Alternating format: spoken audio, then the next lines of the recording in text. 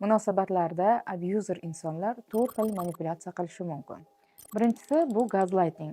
Abuzer munosabatlarda sizni hissiyotlaringizda ikkilanishingizga olib keladi. Senga shunday tuyulgan, aslida unday emas degan fikrlar bilan sizni chalg'itadi. Ikkinchisi yerga urish yoki qadrsizlantirish. Abuzer munosabatlarida sizni hissiyotlaringizni qadrsizlantiradi, ko'p oshirib yuboryapsan degan gaplar bilan o'zingizga bo'lgan ishonchni pasaytiradi. Uchinchisi o'zini jabrdiyda qilib ko'rsatishi. U boshqalarga sizni yomonlashi yoki sizni oldingizda o'zini qiynalgan qilib ko'rsatishi mumkin va siz uni manipulyatsiyasiga uchgan holatda uni qutqarishga, unga yordam berishga harakat qilasiz. Sizda aybdorlik hissi paydo bo'ladi. To'rtinchisi ignor qilish yoki jim yurish. Bunday vaziyatda abuzer gaplashmaslik orqali sizni jazolaydi va sizda aybdorlik hissi kuchayadi. Siz o'zingiz munosabatlarni to'g'rilashga, yaxshilashga, kechirim so'rashga harakat qilasiz.